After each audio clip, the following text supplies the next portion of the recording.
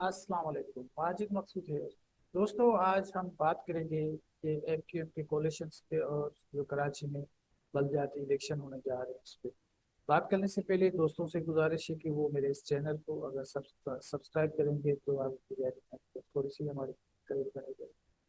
दोस्तों अब चलते हैं, हम बात करते हैं सबसे पहले ये जो एमक्यूएम का जो नई कोalition बनी है उस पे कोaliशंस क्या, ये कोई इसको कुछ मजबूर इत्तेहाद भी कह रहे हैं, कुछ इसको क्या नाम दे रहे हैं, हर किसी के अपने अपने जो पॉलिटिकल की अपोजिट है उसी तरह से उसको बयान कर।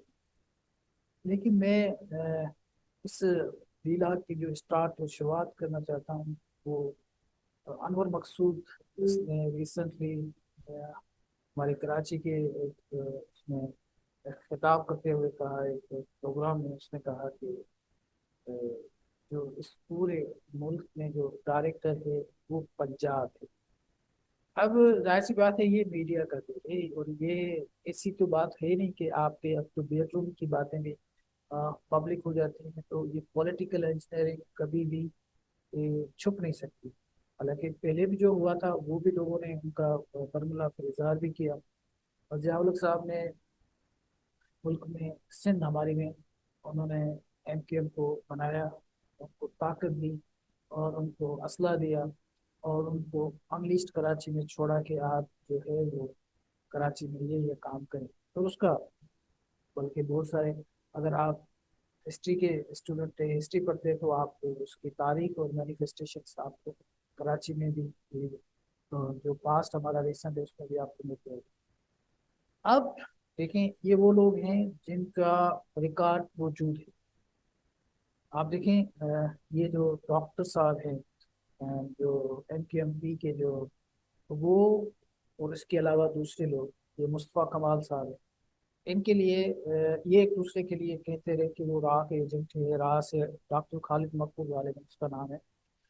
ये खालिद मकबूल इंडिया भी जा चुके हैं और इंडिया से राह की जो है ट्रेनिंग भी ले चुके हैं, और उसके बाद वहाँ से स्पेशल पासपोर्ट लेकर ये लंदन जा चुके हैं, और उसके बाद ये वापस ये उसकी तारीख है। ये किसी और ने नहीं बताया, ये हमें बताया था किसने, ये बताया था हमारे जो पीएसपी, जिसको पीएसपी के सरवा खुद उसने उसको ख़त्म कर दिया, और पीएसपी में आजकल उसने अपना जो इलाहा है या अपना आपको जिम कर दिया एमकेएफ के साथ, उसके सरबरा मुस्तफ़ा कमाल ने कहा और कमाल की बात की और कहा कि ये बंदे जो रॉ के एजेंट है, और उसके बाद ये कैसे गवर्नमेंट के साथ बैठे हैं, तो इनका कोई कराची के लोगों का स्टेक नहीं है। ये दिस व्हाट एग्जैक्टली मुस्तफा कमाल ने कहा। आजकल क्या हो रहा है, ये लोग सब जो एक दूसरे को गालियां देते हैं, जो एक दूसरे को अभी 2 दिन पहले एक दूसरे को गालियां देते थे, सारे मिलकर इसका इजहार सबसे पहले वो एक आदिल साहब हैं, जो मेजर साहब हैं, उसने लंदन में बैठकर कहा था कि इनको जोड़ा जा रहा है। तो लोगों ने कहा कि यार वो लोग तो जो इस डायरेक्टर की बात की जा रही है तो वो तो अपना ए पॉलिटिकल हो गए हैं, तो उन्होंने कैसे ये कर दिया। लेकिन उसके बाद उसकी हमें मैनिफेस्टेशन नजर आई, क्योंकि पंजाब में भी कुछ हुआ लेकिन सिंध में तो बाकायदे उसको एक सोची समझे एक स्ट्रेटेजी के तहत एमपी के लोगों को मिलाया गया। उनको कहा गया कि भाई अब आपका जो नया टारगेट होगा वो ये होगा। उसमें एक स्ट्रेटेजी जो इमरान खान आजकल लोगों को, बड़े लोगों को ललकार रहा है, एक तो उसको भी थोड़ा सा टफ टाइम देना है, और बाकी पीपल्स पार्टी को तो यकीनन देना ही है। तो यहाँ की जो है वो उसकी सिंध हुकूमत है। तो ये एक स्ट्रेटेजी का हिस्सा है जो पंजाब सिंध में खेल रहा है। पहले जियाउल ने खेला, और ये अभी 2023 है इसमें खेला जा रहा है। वो जियाउल वाला जो उसने एमकेएम बनाई थी 80s में, वो बाद में जाके वो पब्लिक हुआ कि जियाउल ने क्या किया और उसके नतायज क्या हुए। बल्कि हजारों लोग कराची में जो है ना वो अजल का शिकार हुए, मरे, उनको मारा गया, कब्रिस्तान भरे गए, और उनको सपोर्ट किया। और ये लोग, मैं पहले भी बात कर चुका हूँ, ये इनके उनके हमारे लोग जो आ, मतलब है कि कराची में खड़े होकर सिंध के दारुल खिलाफत में खड़े होकर कहते हैं कि हम सिंध को अलग कर देते हैं। तो क्या इनमें इतनी ताकत है? और जब ये अपना इल्ताफ हुसैन से जब ये अलग हुए तो एक ठाकुर ने, जिसको कहते हैं एक मुर्शू, जो उनका हमारे रेंजर्स का था बंदा, उसने खड़े होकर सबको नाक रगड़वाई और सब ने माफिया मांगी। क्या ऐसे लोग जो जो अपने पाँव पे खड़े नहीं सकते, जिनमें कोई हिम्मत नहीं है, वो सिंध के 4.5 करोड़ लोगों के साथ और 5 करोड़ लोगों के साथ लड़ सकते हैं? नहीं, ये तो हम समझते हैं, क्योंकि इनमें तो कोई हिम्मत ही नहीं है। इनको हिम्मत दी जाती है, इनको कहा जाता है कि भाई आप ऐसे करो, आप ऐसे कहेंगे तो फिर आप हमारे लिए काबुल करो। इनके साथ एग्रीमेंट किए जाते हैं और एग्रीमेंट करके इनको कराची का अमन तबाह कराते हैं, इनसे काम कराते हैं। वो कि इनके जो अपने वोटर्स होते हैं उनके साथ बिट्रे किया जाता है। एग्जैक्टली अभी ये हुआ। अभी बहुत सारे लोग, एक तो इनका अपना एक उर्दू स्पीकिंग बच्चा है जो फूल चैनल पे बैठकर इनको एक्सपोज करता है कि ये कहाँ से कहाँ पहुंच गए हैं, कितने बददियानत लोग हैं, क्या ये करते रहे एक दूसरे के लिए, क्या क्या कहते रहे। वो सारा कुछ वो बच्चा बताता है, जिसको ज्यादा रिपीट करने की जरूरत भी नहीं है, क्योंकि ये एक दूसरे के इतने अगेंस्ट है।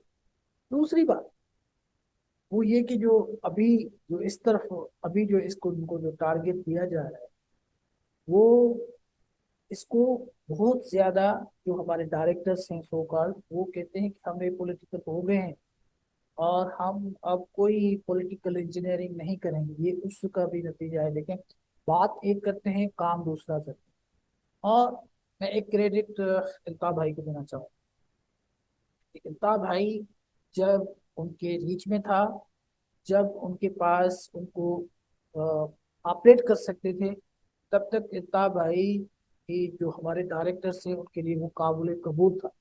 इतने पंजाब के बड़े बड़े इंटेलेक्चुअल्स की अगर आप पुरानी तकरीरें या उनकी बातें अगर आप सुनेंगे, आर्टिकल्स में, अपने प्रोग्राम में, वो इल्ताफ भाई की बड़ी बड़ी तारीफें करते थे, उसकी हलीम की तारीफें करते थे। मतलब डायरेक्टर जिनको कहता था कि भाई अब इसकी बारी है तो अब इसकी आप तारीफें करो, तो उसकी तारीफें करते थे। जैसे वो डायरेक्टर की रीच से वो चला गया और उसने कुछ ऐसी बातें कर दी जब उसको बात समझ में आ गई, और उसने फिर कुरान सर पे रख के बातें की सिंध के लोगों के साथ, पाकिस्तान के लोगों के साथ, कि भाई ये तो कुछ ऐसा हुआ था। तो उसके बाद उनके साथ ताल्लुकात जो है वो बिल्कुल ख़त्म किए गए। और फिर जो हमारी लाहौर हाई कोर्ट है, क्योंकि लाहौर हाई कोर्ट ही तो हर वक्त इनको काम आती है, तो लाहौर हाई कोर्ट से ये फैसला करा दिया गया। वैसे अगर कोई अगर कोई किसी के साथ केस करना होता है तो वो सिंध में आ जाते हैं केस करवाने के लिए। तो भले अली वजीर हो या कोई और हो, या ये आपका जो सवाती हो, उनकी तो FIR वो लाड़काना में भी कटवाते हैं, और सिंध के बाकाया शहर बाकी शहरों में भी कटवाते हैं। लेकिन ये जब ऐसा सेंसिटिव प्रॉब्लम आता है तो फिर लाहौर हाई कोर्ट जिंदाबाद। वो शहीद भुट्टो क्यों नहीं हो, उसके लिए भी इन्होंने लाहौर हाई कोर्ट से जो किया था, और लाहौर हाई कोर्ट का फैसला सबको याद है क्या दिया था। तो इसी तरह ये इल्ताफ सिंह का फैसला लाहौर हाई कोर्ट ने दिया कि भाई इसको अब जो है ब्लैकआउट होना चाहिए, तो ब्लैकआउट हो गया। अब उसके बाद उस फैसले को कोई अभी उसका मतलब है कि उसकी कोई उसको किसी ने टेस्ट नहीं किया, उसको किसी ने जाके चैलेंज नहीं किया, लेकिन वो फैसला खुद ही खत्म हो गया। तो अब वो मीडिया में बात भी हो रही है, सब कुछ चिंता हुसैन ये वो सारा कुछ अब चल रहा है सिलसिला, क्योंकि अभी तक उसके लिए कोई उस फैसले के नल एंड वाइड किसी जज ने नहीं किया, फैसला नहीं आया। लेकिन जाहिर सी बात है, वो डायरेक्टर्स के फैसले होते हैं, वो फैसले होते भी ऐसे हैं, वो लिखे उनको दिए जाते हैं कि आप आपको ऐसे करना है, अब आपको ऐसे करना है। तो अब उस फैसले की कोई हैसियत नहीं है। अब इल्ताफ हुसैन को मीडिया में उसके लिए बात भी की जा रही है। बहरहाल जब इल्ताफ भाई को ये बात समझ में आ गई तो उसने अपने लोगों को एजुकेट करना शुरू कर दिया कि भाई ये तो हमने बड़ी गलती कर दी। और ये एजुकेट करना, मेरा ख्याल है ये इल्ताफ भाई को बहुत बड़ा क्रेडिट जाता है। उसने अपने लोगों को कहना शुरू कर दिया और उन्होंने बताना शुरू कर दिया कि भाई ये जो लोग हैं जो इस्तेमाल हो रहे हैं, ये कुछ भी नहीं थे, इनके पास इनकी कोई बैकग्राउंड नहीं थी, और ये सिर्फ इस्तेमाल हो रहे हैं, आप इनको वोट ना दें। और अब तो फैसला भी आ गया इलेक्शन कमीशन का। इन्होंने हालांकि कोशिश की कि ये इलेक्शन, जो इनको पता है कि कराची के और हैदराबाद के लोग इनको वोट नहीं देंगे, इन्होंने पूरी कोशिश की। ये जो नया टोला भी बना है कि कहीं इसी तरह इनको आपस में मिला दिया जाए, और ये जो उर्दू स्पीकिंग का वोट है वो जाके इनको मिले, और उसके बाद ये PTI को या पीपल्स पार्टी को ना मिल सके। पर नो मैटर किसको जाके मिले, हमें उस पर कोई ये बात नहीं करनी। अगर लोग किसी को वो वोट देते हैं, हमें इस पे एतराज नहीं है, हम डेमोक्रेट लोग। ऐतराज इस बात पे है कि ये जो इंजीनियरिंग की जा रही है, ये जो पॉलिटिकल इंजीनियरिंग की जा रही है, ये इसके कॉन्सिक्वेंसेस बड़े खतरनाक हो सकते हैं। क्योंकि ये तो सिर्फ हम जो सिंध के वारिस समझते हैं, हम जो इंडिजिनस लोग हैं, हम समझते हैं कि उसकी डेमोग्राफी को तब्दील किया जा रहा है। सिंध के जो इंडिजिनस लोगों के साथ इनको लड़ाया जा रहा है आपस में, और उसकी कोशिश की जा रही है। वो पहले भी हुई, अब भी हुई। इसके नतायज बहुत खतरनाक है। मुल्क पहले भी बड़े, जिसको शुरू से कहते आ रहे हैं, हमारी उम्र छोटी है लेकिन मैं सुनता आ रहा हूँ कि कहते हैं कि मुल्क बड़ी नाजुक दौर से जो है वो गुजर रहा है।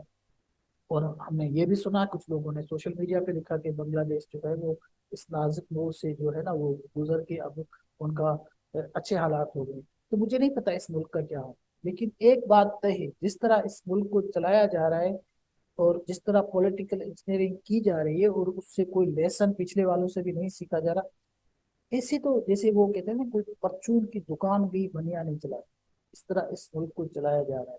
इस मुल्क को और ज्यादा पोलराइज किया जा रहा है, और ये पोलराइजेशन इतनी बढ़ती जा रही है, इतनी बढ़ती जा रही है कि ये समझ नहीं आ रहा कि इस मुल्क को ये चलाएंगे कैसे। क्या हम कोई अफ्रीकन कंट्रीज की तरह पीछे जा रहे हैं, या हम सोमालिया की तरफ जा रहे हैं कि जैसे सोमालिया के पास लार्स ने कब्जा किया हुआ है सोमालिया के मुल्क पे, लोगों की कोई से नहीं है, लोग भूख मर रहे हैं। यहाँ क्या हो, यहाँ तो ये 22 करोड़ लोगों से भी ज्यादा की आवाम है, और उनका क्या बनेगा। तो मैं सिर्फ लोगों को, और स्पेशली उन लोगों को जो पॉलिटिकल मैच्योरिटी ये रखते हैं और जिनको पॉलिटिकल सेंस है, उनसे ये दरख्वास्त है कि वो इन चीज़ को समझे कि वो बहुत बड़ी एक ड्रामेबाजी है जो ये कराची में हो रही है। और उन लोगों को वोट सिर्फ उनको देना चाहिए जो, अगर वो समझते हैं कि इफ्तार भाई की बात में कोई वजन है। अगर इल्ताफ भाई ने आपको आइडेंटिटी दी है, अगर इल्ताफ भाई ने आपको बताया है, एजुकेट किया है, और उसने अपनी गलती को तस्लीम किया है, अगर आप इल्ताफ भाई को के फॉलोअर हैं, तो कम अज कम ऐसे लोगों को वोट नहीं दें। स्पेशली ये मुस्तफा कमाल जैसे लोग, मुस्तफा कमाल जिसने आते ही ये कहा कि क्या हम शरीफ हो गए, एक तो दुनिया बदमाश हो गई है या लोग बदमाश हो गए, कुछ इसी तरह का ये एक, क्योंकि ये अपना आपको कहलाते भी ज्यादातर इंडियन है ना, इसीलिए तो महाजरम अपना आपको कहते हैं। तो ये एक इंडियन फिल्म का एक डायलॉग, जिसमें शायद गालिबन सलमान खान कहते हैं। तो ये इसका मतलब यही है कि वो अब दोबारा बदमाश होने जा रहे हैं, क्योंकि वो पहले भी बदमाश था तो लोग उनसे डरते थे, अब दोबारा वो बदमाश होने जा रहा है। तो अब इस बदमाश को मुझे नहीं पता लोग किस तरह एक्सेप्ट करेंगे, लेकिन ये मुझे यकीन है कि अब कराची और हैदराबाद के लोगों को ये पता चल गया है कि ये ड्रामेबाज है। इसकी बातों पे किसी तरह पे यकीन नहीं करना चाहिए कि इसने अपने लीडर के साथ बिट्रे किया, धोखा किया।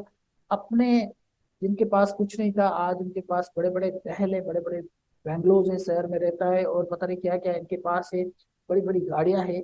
ये सब कुछ ये कराची के लोगों की कास्ट पे आया है। कराची और सिंध के जो बाकी वसाइल हैं, उनकी कास्ट पे आया है। ऐसे लोग जो अपॉर्चुनिस्ट होते हैं, वो सिर्फ अपने के लिए, उनका कोई नहीं होता, वो आके खुद मतलब है कि रो रो के बता रहा था कि ये सारे हमारे पाजी जो हाँ उसने मैं इकरार किया कि ये राह के एजेंट है, इसको राह का एजेंट बनाया गया था, उसने ये किया।